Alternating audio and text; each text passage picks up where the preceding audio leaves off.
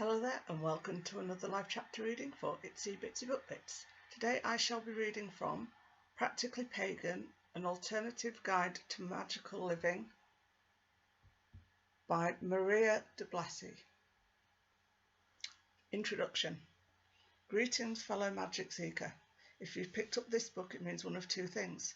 You already believe in the reality of everyday mysticism, or you are curious about the possibility of a world more magical, more infinite than the one you currently inhabit.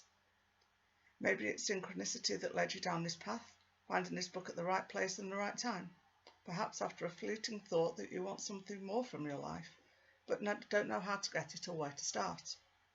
Maybe you've always known you were a little different, seeing the world as a fluid conversation between the seen and the unseen, the concrete and the ethereal, the worldly and the otherworldly. Or maybe you're just looking for a way to make the day in, day out mundanities feel like delicious delights you actually look forward to. Whatever the case, and however this book made it into your hands, you've come to the right place.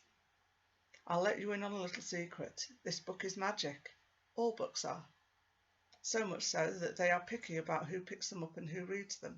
They only want people ready to hear their message, kindred spirits eager to soak up their specific brand of magic. If you found this book, it's because it wants you to read it. So when I call you a fellow magic seeker, it is because this book only speaks to those in search of a little everyday magic. You may not even be sure what everyday magic is exactly, but I promise you that by the end of this book you'll learn not only what it looks like, what it feels like deep in your bones, and how to conjure it into your own life.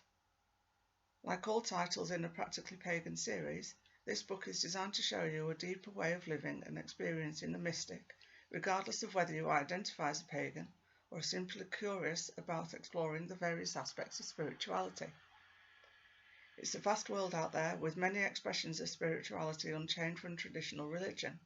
The deeper you move into your own spiritual explorations, the more you will uncover a hidden metaphysical world and, more importantly, the magic inherent in our here and now. You'll also discover a wider community of wild hearts eager to transcend the limiting cultural beliefs that keep us from our true selves. I'll let you in on another secret. There are more of us out there than you think.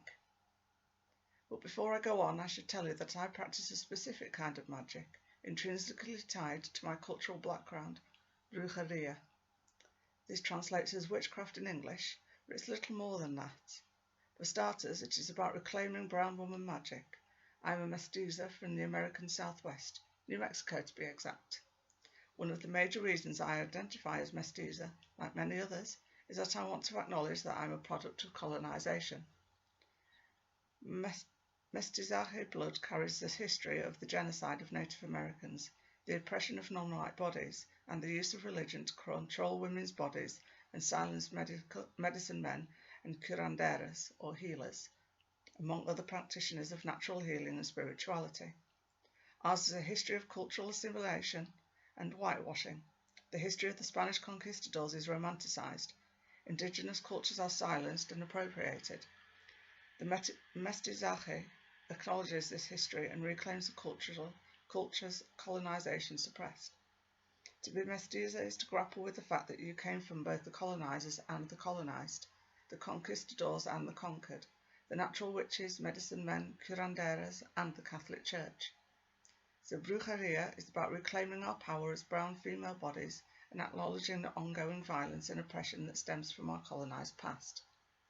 It is about exposing the generational and ancestral trauma, results of those histories and violence, and through that reclaiming our capacity for joy.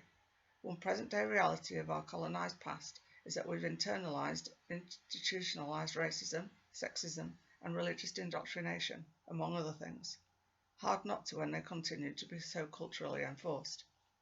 These toxic internalizations are so strong that we have to do a significant amount of work to heal ourselves and our communities and move past these outdated narratives. We start that work by taking back our magic and reclaiming the once derogatory term bruja. That was the catch-all phrase for anyone who did something the Spanish Church did not understand and so feared. Curanderas, or local medicine women who tended both spiritual and physical health, Native American medicine men who walked between worlds, and even local midwives who seemingly had the power over life and death, were dubbed witches, because they did the natural and metaphysical work the Church couldn't understand and couldn't control. Calling ourselves Brujas, then, is a way to celebrate those practices and our diverse background, even if we don't always have direct access to specific ancestral cultures or traditions. It is enough to know that we come from this mixed heritage and from there forge our own path. I'm glossing over a lot of history and nuances here, but the gist of this mini-history lesson is that when you have this kind of collective cultural memory written in your blood, you have to actively and consciously work through it. Otherwise, you'll find yourself perpetuating the trauma even without realising it. That's because your existence as a marginalised body is so regulated by mainstream culture that your life path options are seemingly limited. You are either invisible or suffering, silenced or oppressed. Mainstream culture allows for no other narrative. As a result, Brujas have to learn how to create our own stories of joy, hope and healing, and how to healthily live those stories out. Many have paved the way before me and many will come after. This book is dedicated to the wild souls, those looking to free themselves from ancestral traumas and limited social norms designed to keep others' bodies down. That's what brujeria is all about. We create our own magic by daring to live a life that prioritises self-care, pleasure and wellness. We dare to imagine a world in which we too can have happily ever afters, HEAs as the readers of romance novels call it, and explore our infinite capacity for joy without guilt or shame, those products of old school religion that make us afraid of our bodies and passions. And we do it by creating space for difficult past situations and emotions and by consciously working through them. I know this is heavy stuff for a book that's supposed to be about the sunshine and rainbows associated with the phrase everyday magic, but here's the thing about magic. It's hard work. Part of finding your way to the sunshine and rainbows is weathering the proverbial storms. In short, this book is about our profound ability to conjure new narratives of hope and healing, particularly for other bodies, as a form of everyday magic. You might not practice brujeria. Again, this is a culturally specific term. I only briefly outlined my expression of brujeria and didn't even touch on other forms of the practice in other Hispanic or Latinx cultures, including African, Caribbean, and indigenous expressions of the craft. My own form of brujeria is likewise different from other mestiza practitioners, but that's okay. You don't need to be mestiza in order to get wisdom from this book. If you are, you don't need to practice brujeria in the exact same way I do. That's because this is not a book about brujeria specifically. This is a book about everyday magic for any practitioner of any background, so the tips and advice I offer are not culturally specific. Like I said earlier, this book chose you, so it has a lot of wisdom to offer you in your own journey into self-healing and magic. I did not want to let you know where I was coming from, however. I did want to let you know where I was coming from, however, because you will be reading things about ancestral trauma and internalised racism. Those have been some of the demons I've had to work through and continue to in my journey into everyday magic. You might not be working through these issues specifically, or just not know it yet, but the wisdom in this book can still help you heal your relationship with yourself, something we all must do in one way or another. Magical living is designed to help us work through those issues in safe, compassionate ways so that we can allow ourselves to be more than our histories of oppression. Likewise, magic is deeply personal and unique to each person, kind of like a signature. So you'll see the imprint of brujeria and the mestizaje all over my guide to everyday magic. I hope it inspires you to explore the areas in your life where you need healing, either from personal or ancestral issues. These wounds might be cultural, spiritual, gendered, social, political, archetypal, or any number of other charged areas. In all likelihood, they are intertwined with one another. I encourage you to see this book as an open invitation to begin exploring your own relationship to yourself and the mystical world. A few more things you should know before we get into the how-to portion of this book. This is a practical guide to everyday magic, like the title suggests, which means it will be less double toil and trouble and more making soup. Hey, never underestimate the power of a good soup. It heals sickness, mends broken hearts and soothes tired souls. That's the kind of magic I'm talking about. Let's look at this another way. There's often talk in the alternative spirituality communities about cleansing and protecting your home against negative energy. We charge crystals in moonlight to magnify healing energies and sage our houses, if culturally appropriate and not appropriated. to banish evil spirits and purify our space. But you know what else brings healing and cleansing energy into our homes? A solid scrub down. Seriously, wash those floors, dust those shelves, fold that laundry. There's nothing like a little elbow grease to bring positive, healthy energy into your home and keep out unwanted bad vibes. My personal relationship to magic is less about manipulating energies for desired outcomes and more about tuning into myself and my connection to the universe. So instead of pushing for a specific outcome, I stop and ask why energy seems blocked in that direction. Maybe it means that it's not the path for me, however much I think I want it, which is usually the case. Other times it might mean that I have to clear through something before I can move forward. Whatever the issues, I stop, think and work on what the signs from the universe are telling me. It's subtler magic, softer, asking me to listen rather than aggressively forcing something. I align myself with my inner voice and the outer world responds with the like energy. Lastly, I'm a storyteller by nature as much as I'm a brewer. Like I said earlier, books and storytelling are some of the most potent spells out there, healing the soul and voicing truths that other forms of magic can't. There is magic in hearing a story and talking about what medicine you need from it. Magic in the beginning to think of yourself as a story that you get to shape and create. I'll be telling you stories about my personal journey so you can begin to think of your own journey as an unfolding narrative that you get to open. You'll notice too that I draw on a variety of archetypes from Greek mythology to native New Mexican lore. Again, that's all part of what it means to be mestiza. We can't always access all the cultures that create our individual mix because of very real concerns about stirring up old traumas. You will be surprised by the kind of ghosts and demons that can get stirred up when someone reaches too far into the past, an issue that isn't often talked about when people try to reclaim specific cultural traditions.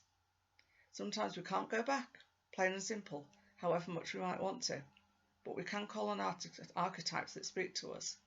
I'm also a professor by day, so you'll hear me talk about the magic of learning and unlearning as we begin to cultivate everyday magic. There is so much wisdom to be found in lessons learned, relearned and unlearned. That's the good news. Everyday magic is just that simple, accessible ways to conjure abundance, happiness and health. The less exciting news? It's hard work. Remember the elbow grease and intensive healing. Simple doesn't always mean easy, as any seasoned magical practitioner can tell you. Magic takes time, focused energy, commitment before you see results. I think of it as a garden. You have to tend it a little every day, each season demanding something new. If you don't, your plants die and your garden fades.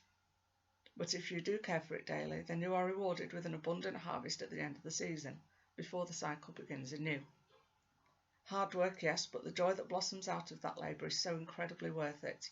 And perhaps unsurprisingly to the garden which is reading this book, joy can be found in the labour itself. Now that you know what this book is about in general, it's time to break down how I organise things. Organisation is again not something that feels too hocus pocus, but necessary for magical living all the same. My first chapter explains what everyday magic is and recounts my journey back to finding my inner magic. I've then broken the subsequent chapters down into what I consider the 5 major parts of everyday magic: radical self-care, routine as ritual, pleasure magic, synchronicity, and exploring the edges of the unexpected. In each chapter you'll get definitions of each concept, real-life examples of how they play out, and at the end tips on how to develop these practices in your own life. These tips are broken into 2 sections: routine as ritual, or how to build this aspect of everyday magic into your day-to-day life, and everyday conjuring, or exercises and meditations when you might need a little more oomph to find what best suits your needs. There will also be some questions throughout the book for you to meditate on. These will help you begin to understand what you need to let go of, nourish, or make space for in your life. Half of conjuring everyday magic, as you'll see, is learning to tune into your inner voice and silence the outside world, which so often tells us to suppress our inner wild heart. The first 4 chapters are focused on how to invite mystic energy into your life and banish bad vibes. The final 2 are about being open to magic once you've embraced healing within and without. You'll see that these practices are interconnected so that I often can't talk about one without the other. I end with a chapter on conjuring your own special magic. There you'll learn what it means to develop an ongoing, fluid mystic practice that is suited to your own energy and background. The beauty of this book is it offers a great starting point for discovering and cultivating your inner magic. Keep in mind what I said earlier, however. Magic is unique to each soul, so as you read each chapter, stay playful, explore, and learn what works best for you and what doesn't. There is no right or wrong way to cultivate magic, so long as you are doing what makes you feel happy, healthy, and whole. In return, you cultivate a healing, nurturing relationship with the natural world and those around you. In fact, it's not a good idea to get too rigid about things or start seeing my guide as gospel. I mean, we've left mainstream religion for a reason, right? The reason in part is because individualization is an important part of self-empowerment and by extension our natural magic. That is all to say that this book asks you to take what speaks to you and from there develop your own mystical practice. Like I said, there's a great wide world of magical people out there, and not one of us experiences the mystical in exactly the same way. Allow yourself to explore what everyday magic means to you. And with that, it's time to get started. Welcome to the wonderful world of ordinary mysticism. And remember, as I say on my blog, true magic is in the everyday.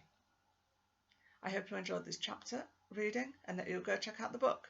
Thanks very much for watching. Bye-bye.